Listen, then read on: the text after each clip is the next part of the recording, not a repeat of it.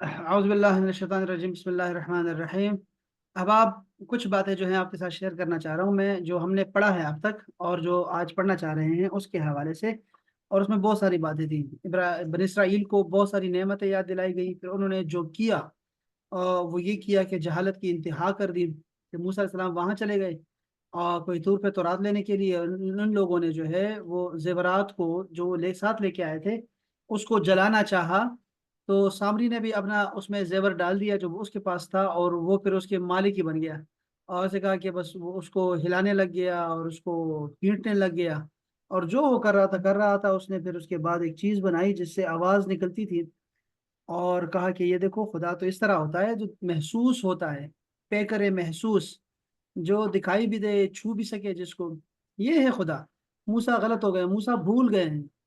تو بہرحال وہاں پہ موسیٰ علیہ السلام کو اللہ نے کہا کہ کیوں چھوڑ آئے ہو اپنے قوم کو؟ تو انہوں نے کہا کہ میں جلدی آ گیا، اب وہ پیچھے پیچھے آ رہے ہیں، وہ بھی آ رہے ہیں، تو مجھے جلدی تھی آپ سے ملاقات کرنے کی۔ تو رب تعالیٰ نے کہا کہ وہ جو تمہاری قوم ہے، تمہارے بغیر تمہاری برکت نہیں رہی وہاں پہ، تو آپ کے بغیر جو ہے نا وہ وہاں پہ وہ لوگ آزمائے گئے ہیں اور وہ مبتلا ہو گئے ہیں، آزمائش میں آ گئے ہیں۔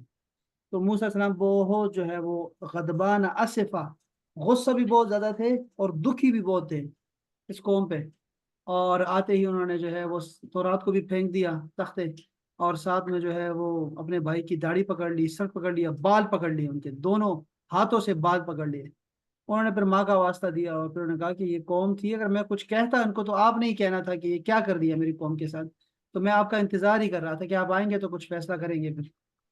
تو بہرحال اس کے بعد پھر موسیٰ علیہ السلام نے بد دعا دی سامری کو، اور لوگوں کو راہ ہدایت پہ دوبارہ لے کے آ گئے۔ اچھا جی، ذرا یہ سارا واقعہ تھا، ذرا اس کو دیکھتے ہیں، سنتے ہیں کیا کرتے ہیں۔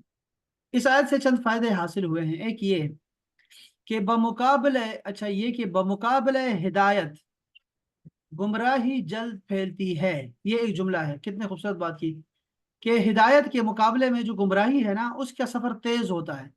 ہدایت نیکی جو ہے نا، نیکی اس پہ خود طبیعت کو لانا پڑتا ہے، گناہ پہ پہلے سے ہی طبیعت جو ہے نا وہ راضی ہوتی ہے۔ بہت پیاری بات کی تھی آواز علیہ السلام نے۔ تو یہ وہی بات ہے کہ گمراہی جلدی پھیلتی ہے، اور ہدایت جو ہے وہ اس کو بہت ٹائم لگتا ہے دلوں میں جاگزی ہونے میں۔ آپ کو پتہ ہے کہ جو نمک ہے، نمک جیسے پانی میں ڈالے فوراً جو ہے وہ گل جاتی ہے اور گھل مل جاتی ہے، لیکن چینی مٹھاس اس کو ٹائم لگتا ہے، اس کو ہلانا پڑتا ہے، اس کو ٹائم لگتا ہے۔ ہدایت کو ٹائم لگتا ہے، گمراہی کو ٹائم نہیں لگتا پھیلنے میں، اور وہ بہت ہی لذیذ ہوتی ہے۔ بہرحال گمراہی بیماری ہے، ہدایت تندرستی ہے۔ بیماری خود بخود لگ جاتی ہے اور جلدی پھیل جاتی ہے، صحت بمشکل حاصل ہوتی ہے، آہستہ آہستہ آہستہ آہستہ۔ دوسرے یہ کہ کسی شخص کو اپنے نفس پر اعتماد نہ چاہیے، بڑے سے بڑے عابد کو یہ ایک دم بہکا دیتا ہے۔ دیکھو نا، بنی اسرائیل حضرت موسیٰ کی صحبت میں رہ کر بھی ایک ذرا سی بات پہ پھسل گئے۔ بنی اسرائیل اللہ کی افضل ترین قوم ہے، ٹھیک ہے، اور ان لوگوں نے بھی جو ہے وہ موسیٰ جیسے ہی نظروں سے غائب ہوئے، یکدم سے یہ لوگ گمراہی میں مبتلا ہو گئے۔ تو یہ نظر ہونی چاہیے آپ پہ، کسی مرشد کی، رہنما کی، لیڈر کی، کسی بھی قوم کو ایک لیڈر کی، ایک قیادت کی، قائد ہو، اس کا رہبر ہو، اس کی جو ہے نا ضرورت ہوتی ہے، اس کے بغیر قوم قوم نہیں بنتی۔ تو موسیٰ علیہ السلام جو تھے ان سب کے رہبر تھے، اور انہی کے ذریعے سے ہدایت تھی۔ جیسے ہی وہ گئے، نظر سے اوجھل ہو گئے، وہ سارا کچھ خراب ہو گیا، پھر اس کے بعد بڑی محنت کرنی پڑی ہے۔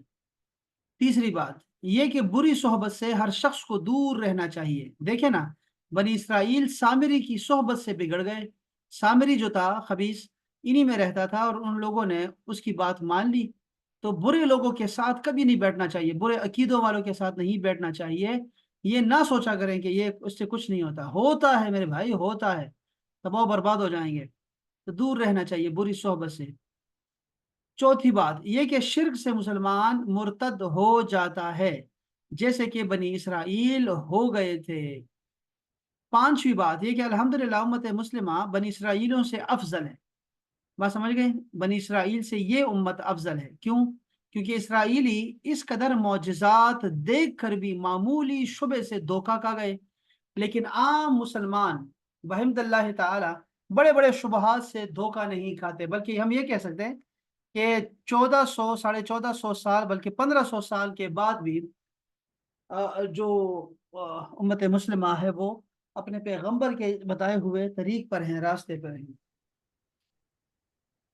इसके अलावा छठी बात यह है कि अकायद में तकलीद हराम है।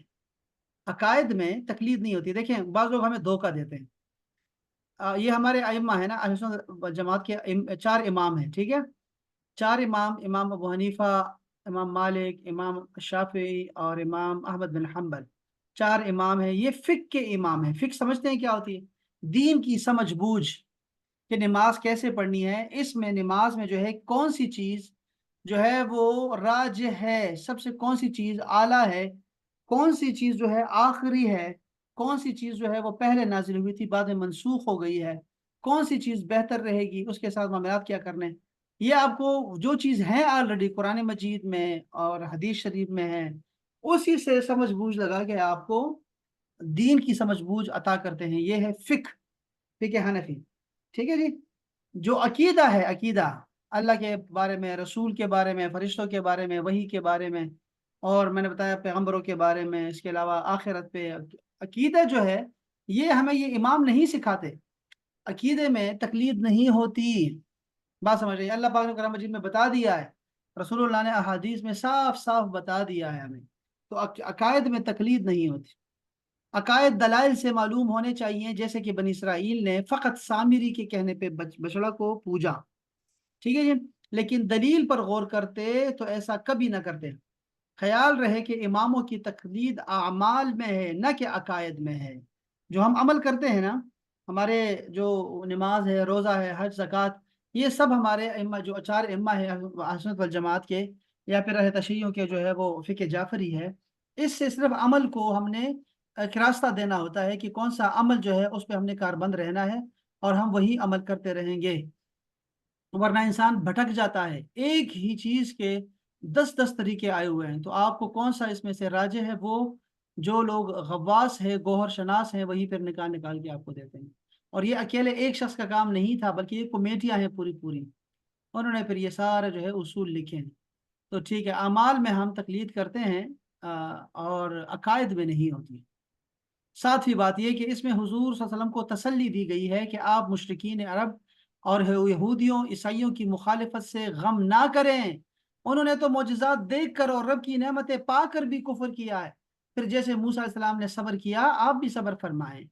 आठवीं बात जो हमें मालूम हुई ये कि हुजूर सल्लल्लाहु अलैहि वसल्लम का नबी होना साबित हुआ कि आपने कुतुब सियर से, सिर लफ्ज है सैयर, सीरत की जमा होती है सैयर, व तवारीख, तारीख की जमा तवारीख, ना पढ़ें और बगैर तारीख जानने वालों की सोहबत हासिल किए हुए नहायत सही किस्सा बयान फरमा दिया। मालूम हुआ कि आप साहिब वही थे, तो उनको मालूम हुआ कि नबी की हैबत से उम्मत को तौबा व तकवा, बल्कि काफिर को ईमान नसीब होता है। बात समझ गए क्या? कि मूसा अलैहिस्सलाम का वाकया इतनी बारीकियों के साथ एक इंसान नहीं बयान कर सकता। ये जरूर उसकी तरफ अल्लाह की वही आती है तो तब वो बयान करता है। ये बात समझा रहे हैं आपको। हजरत हारून की मौजूदगी में बनी इसराइल बछड़ा पूछते रहे। मूसा अलैहिस्सलाम के तशरीफ लाते ही डर गए। तौबा, सबने तौबा कर ली। अब भी जिसके दिल में हुजूर की हैबत है, मोमिन है, जौन है अपना जैसा मान कर इनसे बेखौफ है, तो कुफ्र तुगयान में परदलेर है, लोगों के दिलों पर हुजूर की हैबत बिठाओ ताकि उन्हें तकवा नसीब हो। फायदा,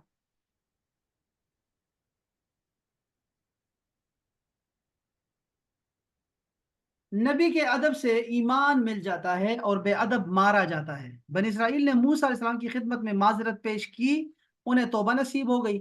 सामरी अकड़ कर अकड़ा अकड़ा तो मारा गया।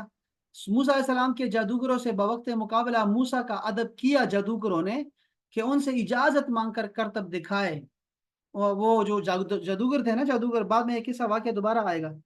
तो जादूगरों ने कहा कि आप पहले अपना जो है वो जादू दिखाएंगे या हम दिखाएं? जादूगरों ने कहा। तो उलमा ने लिखा है कि चूंकि वो उन जादूगरों ने अदब किया एक रसूल का, और उनसे कहा कि आप पहले डालें या हम डालें, उनसे इजाजत तलब की, इस वजह से उनको नसीब जो है ना वो ईमान नसीब हो गया। تو نبی کا جو ادب ہوتا ہے وہ بہت لازمی ہوتا ہے، اس سے بندے کو ایمان نصیب ہوتا ہے۔ ایک اور بھی فائدہ ہے اس کا، 40 کا عدد جو ہے رب کو بہت پیارا ہے۔ 40 دن میں آدم کا خمیر تیار ہوا، 40 دن میں موسیٰ کو توریت ملی، 40 سال کی عمر میں اکثر پیغمبروں کو نبوت ملی، 40 دن ماں کے پیٹ میں نطفہ اپنے شکل پر رہتا ہے، پھر 40 دن تک خون، پھر 40 دن پارہ گوشت، بچے کے پیدائش کے بعد 40 دن تک عورت کو نفاس آتا ہے۔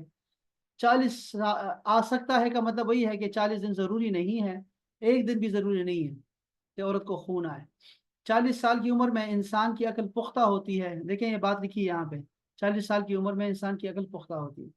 تفسیر عزیزی نے اس جگہ ایک حدیث بھی نقل کی ہے کہ جو شخص 40 دن خلوص دل سے عبادت کرے، خدا تعالیٰ اس کے دل اور زبان پر حکمت کے چشمے جاری فرمائے گا، اور معلوم ہوتا ہے کہ 40 میں حالات کا انقلاب ہوتا ہے۔ یہ جو تھے نا، یہ جو بنی اسرائیل تھے، ان کو پھر رب تعالیٰ نے چھوڑ دیا تھا، 40 سال تک یہ جو ہے وہ پھرتے رہے ادھری وادی تی میں، وادی سینا میں پھرتے رہے۔ اس کے بعد ان کی اولاد آئی تو پھر انقلاب آیا، تو یہ 40 سال میں کیا ہوتا ہے، انقلاب آتا ہے۔ اسی لیے صوفیاء کرام 40 دن کے چلے کرتے ہیں، اور یہ بھی مشہور ہے کہ جو شخص 40 دن نماز پڑھ لے انشاءاللہ وہ نمازی ہو جاتا ہے۔ بلکہ وہ ہم نے وہ جو ہم حدیث پاک پڑھتے ہیں کہ 40 نمازیں پڑھ لی جس نے ادھر مسجد نبوی میں، اس کو منافقت سے جو ہے وہ برات مل جاتی ہے۔ 11ویں بات، اس سے یہ معلوم ہوا کہ میت کا 40واں کرنا نہایت بہتر چیز ہے۔ اب اس سے کیسے ثابت ہوا، مجھے تو سمجھ نہیں آئی اس کی کیسے ثابت ہوا، لیکن میت کا 40 جو ہم 40واں کرتے ہیں یا چہلم کرتے ہیں، اس کی کوئی اصل نہیں سوائے اس کے، یہ جو حدیث نیچے آ رہی ہے کہ انوار ساتھ آنے بحوال بیہقی سیدنا انس سے روایت کیا کہ انبیاء کرام اپنی قبور میں 40 دن سے زیادہ نہیں چھوڑے جاتے، ان کو بارگاہ الہی میں خاص قرب عطا فرما یا جاتا ہے 40 دن میں۔ انبیاء کرام کی ارواح کا تعلق اپنے اس جسم میں مدفون سے 40 روز تک بہت زیادہ رہتا ہے، اور پھر قرب الہی میں عبادت کرتی ہیں۔ اچھا، 40 کا جو ہم 40واں کرتے ہیں یا تیسرا کرتے ہیں، سوئم کرتے ہیں یا جمعہ کرتے ہیں، اس کا یہ ہمارے جو یہ منافی نہیں ہے اسلام کے، ویسے آپ دیکھیں یہ منافی نہیں ہے اسلام کے کہ اس میں آپ جو ہیں آپ صدقہ خیرات کرتے ہیں یا پھر اس میں قرآن خوانی کرتے ہیں اور آپ ایصال ثواب کرتے ہیں۔ اصل جو نظریہ ہے اس کے پیچھے وہ ایصال ثواب کا ہے کہ میت جو کہ ابھی ابھی اس دنیا سے گئی ہے وہ اپنے قبر میں وحشت محسوس کرتی ہے، تو کسی میں 40 دن آیا ہوا، کسی میں 7 دن آیا حدیث پاک میں، تو وہ جو وحشت ہے اس کو دور کرنے کے لیے اس کو مختلف چیزیں جو ہیں وہ ایصال ثواب کی جاتی ہیں، بھیجی جاتی ہیں۔ تو وہ یہ اس کا طریقہ ہے۔ دوسرا یہ ہوتا ہے اس میں کہ جو لوگ جنازے میں نہیں آ سکتے ہوتے ہیں تو وہ دعا کے لیے، تعزیت کے لیے آتے ہیں، اس لیے 3 دن لوگ بیٹھے رہتے ہیں، اور تاکہ کوئی بھی جو ہے وہ دعا سے محروم نہ جائے، اور کوئی بھی جو آئے بندہ تو اس کی مہمان نوازی ہو اور وہ آئے۔ تو اب تو خیر پنجاب میں کچھ اور طرح کے جو ہے نا بہت زیادہ جو ہے وہ خرچہ کر دیتے ہیں، اتنا زیادہ کرتے ہیں، بلکہ ابھی میت کو جو ہے وہ دفنا کے نہیں آئے ہوتے کہ وہ جناب دے کے چڑھا دیتے ہیں۔ یہ بہت عجیب ہے، بہت ہی ایسے نا دل منہ کو آ جاتا ہے یہ چیزیں دیکھ کے کہ کیوں ایسا کرتے ہیں۔ ہمارے ہاں ویسے ایسے نہیں ہوتا، بلکہ جب رسول اللہ صلی اللہ علیہ وسلم جو ہے وہ حضرت جعفر طیار کی شہادت کی خبر ان کو ملی وحی کے ذریعے سے، تو آپ ان کے گھر چلے گئے، اور پھر وہ جو واقعہ بڑا مشہور ہے، میں نے سنا بھی کئی دفعہ ہے، تو پھر آپ نے گھر والوں کو حکم دیا کہ آپ جو ہیں وہ ان کے گھر والوں کے، ان کے بچوں کے لیے کھانا تیار کریں۔ تو مطلب یہ ہے کہ فوتگی والے گھر جو ہے وہ بہتر ہے کہ کھانا نہ بنے، بلکہ کوئی ان کے لیے بنا کے دے دے ان کو، چونکہ ان کے گھر میں جو ہے وہ دکھ ہے، غم ہے، تو اس کو جو ہے وہ آپ اپنی طرف سے جو ہے وہ کھانا بنا کے دیں، رشتہ دار ہوں یا پھر محلے والے ہوں، آپ پڑوس والے ہوں۔ تو ہمارے ہاں جو پشاور میں ہے، پختونوں میں ہے، وہ یہی چل رہا ہے کہ ہم لوگ جو ہیں پہلے دن جو ہے وہ کھانا نہیں بناتے، بلکہ ہمارے آس پاس کے جتنے گھر ہوتے ہیں وہ سب کھانا لے کے آتے ہیں، اور جو گھر میں خواتین ہوتی ہیں ان کو بھی دیتے ہیں، اور جو حجرے میں ہمارے باہر لوگ بیٹھے ہوتے ہیں ڈیرے میں، تو وہاں بھی لوگوں سب کو کھانا کھلایا جاتا ہے، چاہے وہ 100 ہوں اور چاہے 150 ہوں، سب کو کھانا کھلاتے ہیں وہ محلے والے۔ سر ہمارے بھی ایسے ہی ہوتا ہے، ہمارے بھی ایسے ہی ہوتا ہے اچھا، ہاں وہ ہمارے طریقہ، یہ طریقہ یہی صحیح ہے۔ ہاں 3 دن تک اس گھر میں 3 دن، کھانا نہیں واہ پکتا واہ کیا بات۔ اچھا، ہمارے ہاں ویسے بھی شہر بن گیا ہے نا، تو ابھی تھوڑے سے حالات تھوڑے سے ابھی یہ ہو رہے ہیں کہ اب لوگ جو ہے اپنا بھی کنٹریبیوشن کرتے ہیں، پہلے تو سارے، اچھا اب جو ہے تھوڑا سا بدلے کا بھی آ گیا ہے کہ آپ نے کھانا لائے ہیں تو ہم لائیں گے، پہلے سے نہیں ہوتا تھا، پہلے سب کھانا اچھا لاتے تھے، یہ 10 سال ہوئے ہیں تقریباً، 10 12 سال کہ ایسا شروع ہو چکا ہے کہ اب جو ہے وہ بدلے کو بھی دیکھتے ہیں، لیکن پھر بھی کھانا آتا ہے، اور زیادہ سے زیادہ کھانا آتا ہے۔ اور اپنے گھر والوں کو جو ہے کم سے کم جو ہے وہ خرچ کرنے دیا جاتا ہے۔ یہ بڑا اچھا ہے، بہت اچھا ہے، بہت۔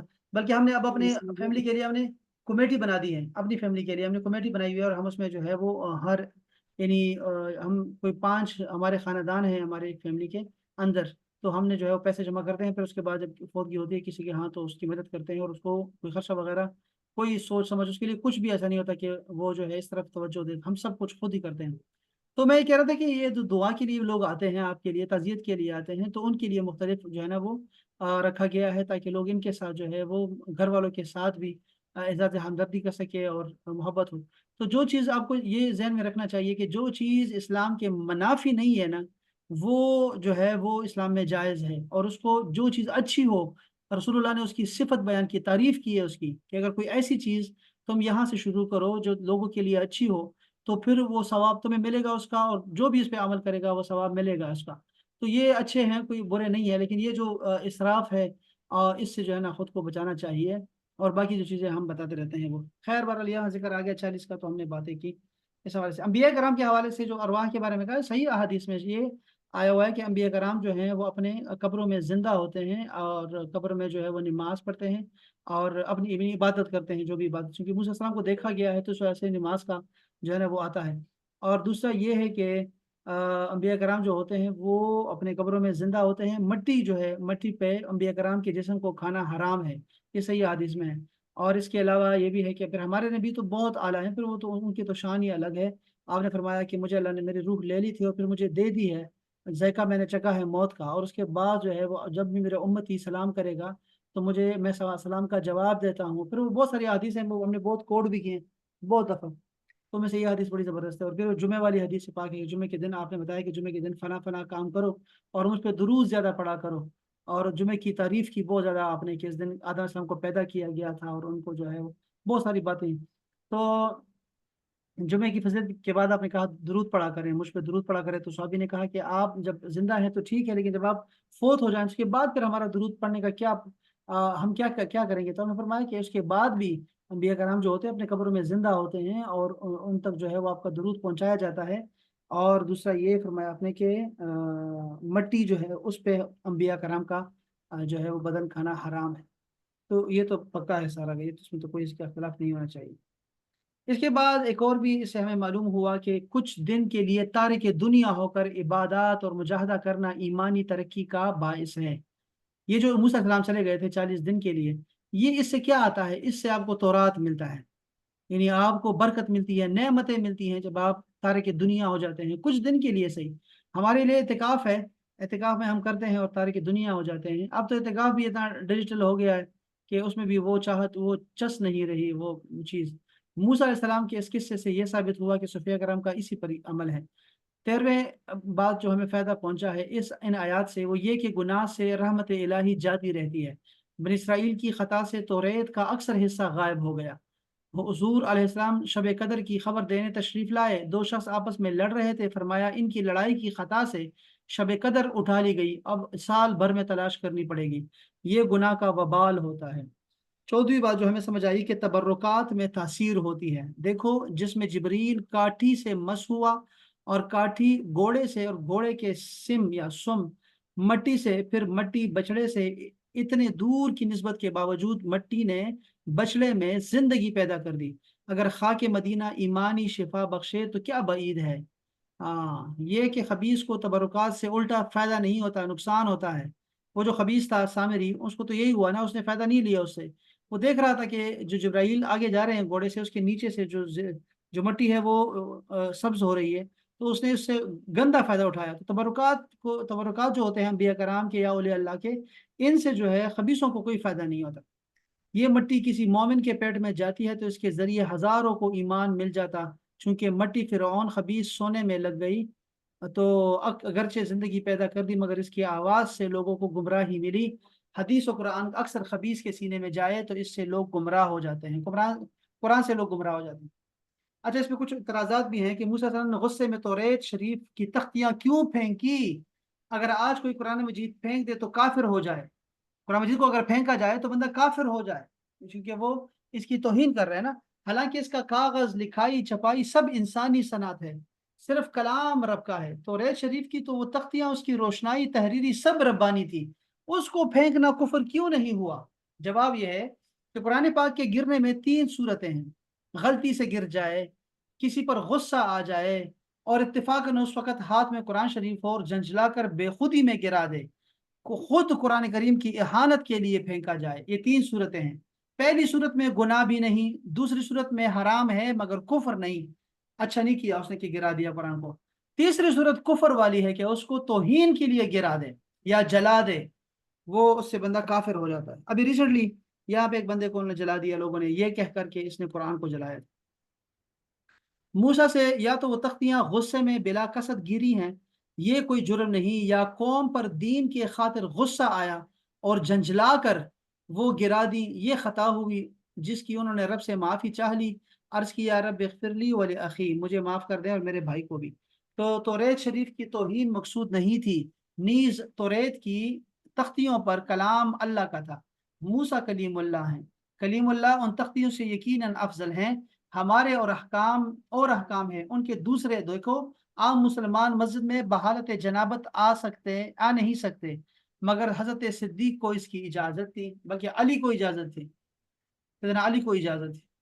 دوسرا اعتراض کیا ہے کہ ہارون پیغمبر ہیں اور موسیٰ سے عمر میں بڑے، موسیٰ ان کو بلا قصور مارا، اور یعنی اپنے بھائی کو، ہاں ایسا ہے نا، ہارون پیغمبر ہیں اور موسیٰ سے عمر میں بڑے ہیں، موسیٰ نے ان کو بلا قصور مارا، اس پر ان پر ظلم ہوا، اور نبی کی توہین بھی، ظلم کرنا گناہ کبیرہ ہے، نبی کی توہین کفر ہے، تو موسیٰ نے کیوں کیا ایسے ہارون کے ساتھ؟ موسیٰ کے اگر یہ افعال ناجائز ہوتے تو ان پر ضرور عتاب الہی آ جاتا، جیسے آدم پر گندم کھانے سے آ گیا۔ موسیٰ ہارون سے درجے میں افضل تھے، ان سے خطائے اجتہادی ہوئی، وہ سمجھے کہ حضرت ہارون نے تبلیغ میں کوشش نہیں کی، اس لیے ان پر عتاب کر دیا۔ خطائے اجتہادی معاف ہے، اگر حاکم غلطی سے کسی کو سزا دے دینا قاضی، تو اس کے بدلے حاکم کو سزا نہیں دی جاتی۔ تو یہ واقعہ تھا، چلو کوئی نہیں، خیر یہ کچھ باتیں تھیں جو ہم نے پچھلے سبق سے ہم نے سیکھی۔ یہ بنی اسرائیل نے توبہ کیسے کی، ذرا اس کا واقعہ سنیے گا، یہ دوسری چیز ہے جو میں پڑھانا چاہ رہا تھا۔ مروی ہے کہ جب اللہ تعالیٰ نے موسیٰ علیہ السلام کو ان کے قتل کا حکم فرمایا تو وہ جنگل میں نہایت عاجزی اور انکساری سے بیٹھ گئے، اور انہیں کہا کہ جو بھی اپنے قاتل کی طرف ہاتھ بڑھائے گا یا اسے دیکھے گا یا اپنے ہاتھ یا پاؤں سے اسے ہٹانا چاہے گا وہ ملعون، مردود اور توبہ ہوگا۔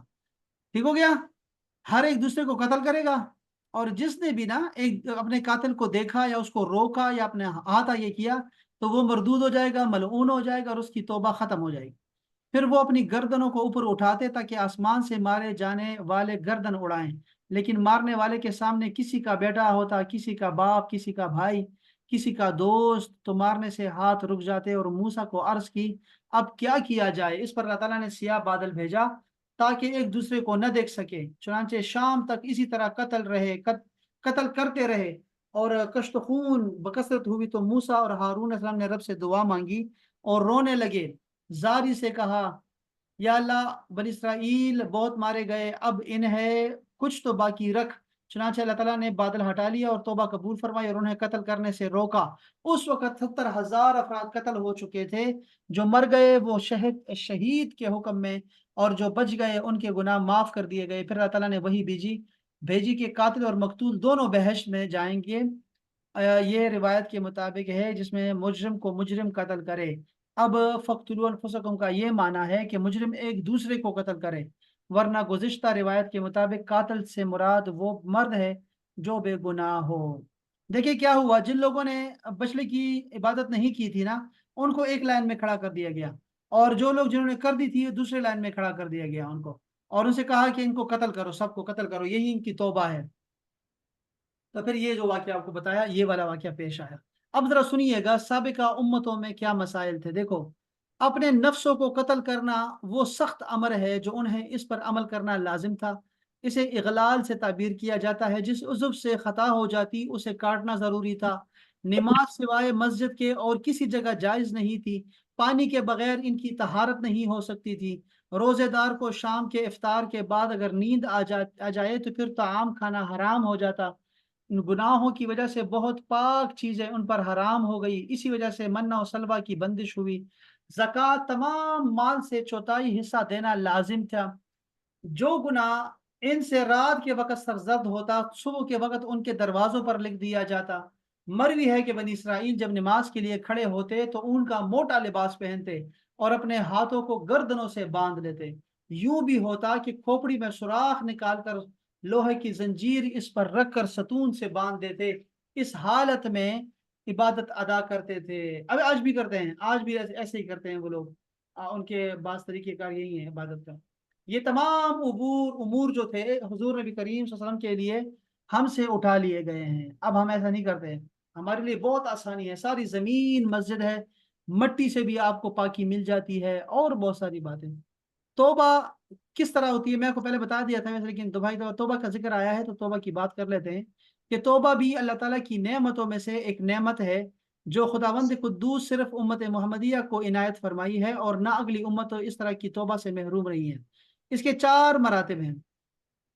اچھا، پچھلی امتیں محروم رہی ہیں اسے، صرف امت محمدیہ کو یہ عطا کی گئی ہے توبہ، اس طرح کی توبہ جو ہم کرتے ہیں کہ بس توبہ کی پھر گناہ، پھر توبہ پھر گناہ، پھر توبہ پھر گناہ۔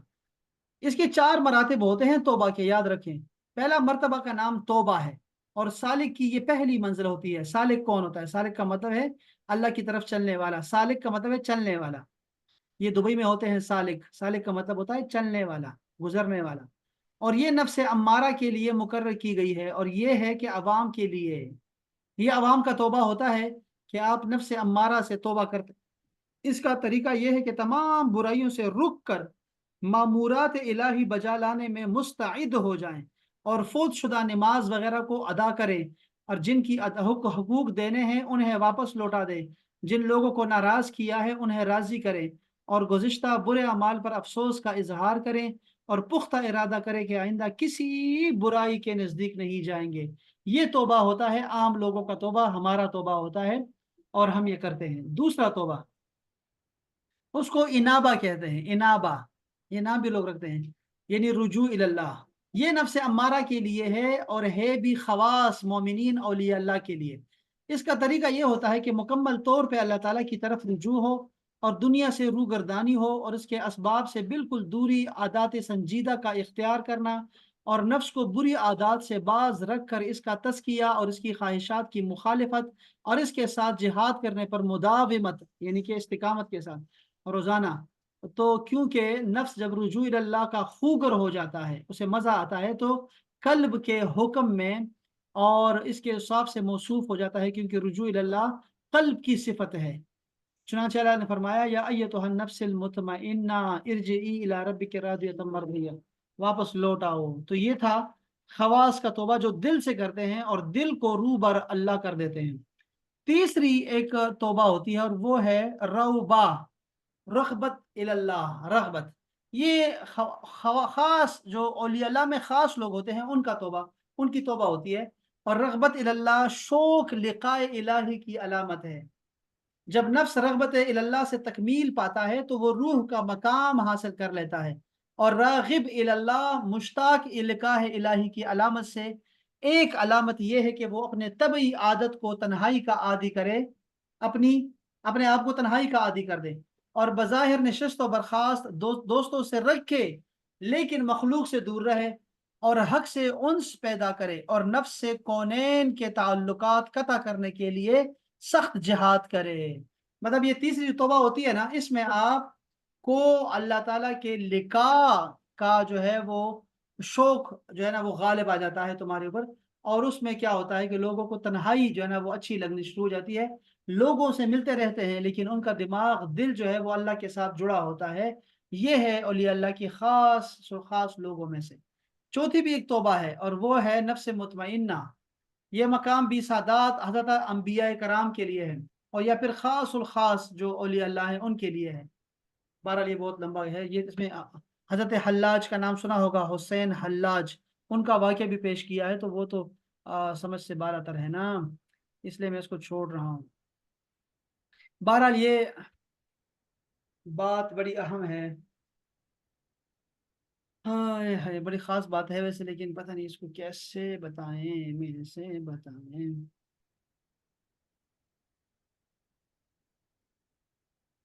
یہ جو بنی اسرائیل نے قتل کیا ہے نا، वो जो कत्ल किया है वो किस चीज को कत्ल किया है, इसको मैं छोड़ रहा हूँ। उन्होंने जो कत्ल किया है वो, उसके बारे में अभी बात आएगी।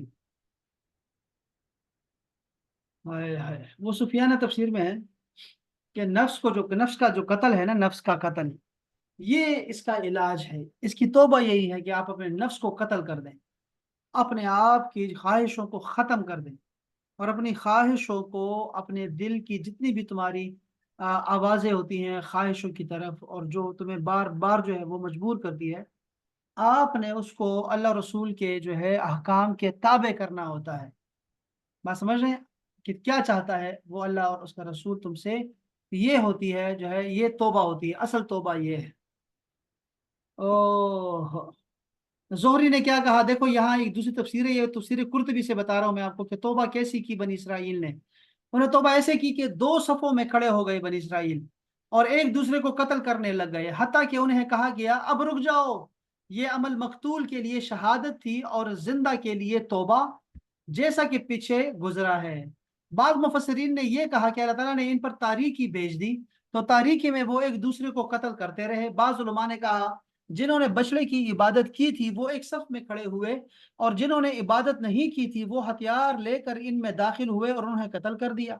बाज़ उलमा ने कहा वो 70 आदमी खड़े हुए जो हजरत मूसा अलैहिस्सलाम के साथ थे, उन्होंने बछड़े के पुजारियों को कत्ल किया, क्योंकि हजरत मूसा के साथ वालों ने बछड़े की इबादत नहीं की थी। वो जो मूसा अलैहिस्सलाम लेने गए थे ना, तो उनके साथ 70 आदमी गए थे, तो कहते हैं वही 70 आदमी जो थे वो पाक साफ थे, इसलिए उन्होंने जो है वो बाकियों को कत्ल किया। ये भी रिवायत है कि यूशा बिन नून, जो बताया था मैंने कि पैगंबर हैं, और ये हजरत मूसा और हारून के खादिम हैं शुरू में, तो उनके पास गए, जबकि वो सब घुटने खड़े करके हाथों या कपड़े से कलावा मार कर बैठे थे। हजरत यूशा ने कहा वो मलऊन होगा जो अपना कपड़ा या हाथ खोलेगा, या अपने कातिल की तरफ नजर उठाकर देखेगा, या अपने हाथ से बचाव करेगा या पाँव से बचाव करेगा, तो मैं तुम्हारी तौबा कबूल नहीं होगी, मलऊन हो जाओगे। बस अपने आप को दे दो, तुम्हारी तौबा कबूल हो जाएगी। बस उनमें से किसी ने अपना कपड़ा न खोला, हत्ता कि इनमें कत्ल किया गया जो कत्ल किया गया, और हर शख्स ने अपने करीब वाले को कत्ल किया। ये मुख्तलिफ रिवायात में है। बाज जिन्होंने बछड़े की इबादत नहीं की थी, पहले कौल के मुताबिक उन्होंने उन्हें अपने अपनों को कत्ल करने की सजा दी गई, क्योंकि उन्होंने बुराई को रोका नहीं था। ओए होए होए होए, बात समझ गए आप लोग कि वो लोग जिन्होंने इबादत तो नहीं की थी बछड़े की, लेकिन उन्होंने रोका भी नहीं था, इसलिए उनको ये सजा दी गई कि तुम अपनों को कत्ल करोगे, अपनों को। उफ, बहुत सख्त तौबा थी इनकी यार। जबकि वो गैर अल्लाह की इबादत कर रहे थे, और वो अलहदा होकर बैठे रह गए कि हम तो नेक लोग हैं, हम तो अच्छे हैं, हम तो बड़े नेक बुजुर्ग हैं। जब बुराई हो रही हो तो बुराई को रोकना वाजिब होता है, अम्र बिल मारूफ और नही अनिल मुनकर। ऐसा नहीं है कि आप नेक हैं तो अजाब जब आएगा तो आपको भी बहा ले जाएगा, क्योंकि आपने उनको रोका ही नहीं। ओए होए, ठीक हो गया। आए, आपने फरमाया जिस कौम में गुनाहों का इर्तिकाब किया जाता है जबकि वो इस बुराई को रोक सकते थे लेकिन उन्होंने रोका नहीं, तो अल्लाह ताला तमाम पर अजाब नाजिल फरमाएगा। देखा आपने, ये पहली हदीस। इसके बाद है कि इब्न माजा ने अपनी सुनन में नकल किया है, इसका मफहूम आगे आएगा कि जिन जब इनमें कत्ल के साथ कसरत हो गई, कत्ल की कसरत हो गई, तो वो 70,000 तक पहुंच गए, तो अल्लाह ताला ने उन्हें माफ फरमाया। यही हजरत अब्दुल्ला इब्न अब्बास और हजरत अली का कौल है। अल्लाह ताला ने इन पर कत्ल को उठा लिया उन क्योंकि उन्हें अपनों को कत्ल की मुशक्कत दी गई थी। अल्लाह ताला ने उम्मत मोहम्मदिया पर इस्लाम के बाद तौबा से अफजल इनाम नहीं फरमाया। याद रखो, क्या क्या जुमला लिखा है कि इस्लाम लाने के बाद एक तो कलमा पढ़ाना है ना, तो कलमा तो पढ़ा दिया रसूलुल्लाह ने, लेकिन इसके बाद सबसे बड़ी नेमत क्या है कि तौबा की। आप गुनाह से हो जाए तो आप फौरन तौबा कर लें, आपकी तौबा कबूल हो जाएगी। ये बहुत बड़ी नेमत है।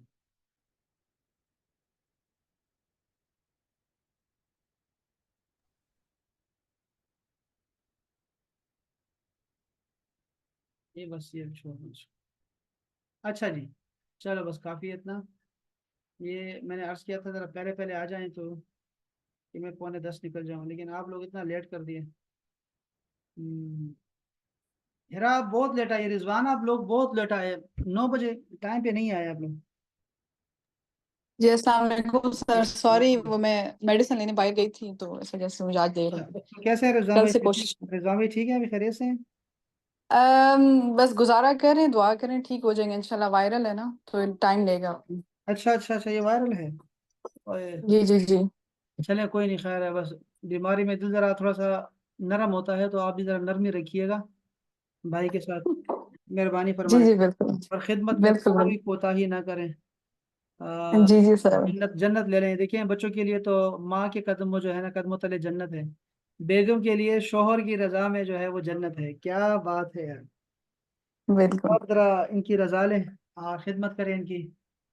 और उस तरह ना इंशाल्लाह। करें कि अपने शोहर को छोड़ के आप आ जाएं, तो वो ऐसा नहीं करना। बाज लोग जो है वो अपने शोहरों को छोड़ के है ना परदेश आ जाती हैं, तो वो ऐसा नहीं जी करना। जी बिल्कुल। अल्लाह माफ फरमाए जी। चले अहबाब, चले चले चले, सलामत रहें, खुशबाश रहें अहबाब। और इंशाल्लाह फिर कल मिलते हैं टाइम पे इंशाल्लाह ताला। कोई बात हो तो आप ज़रूर ग्रुप में कर दिया करें, फिर हम गपशप लगाएंगे उस पर इंशाल्लाह। ठीक है अमना? फ़र्क इंशाल्लाह सर। ओके जी, अस्सलाम वालेकुम वरहमतुल्लाह। वालेकुम अस्सलाम। वालेकुम अस्सलाम व रहमतुल्लाह।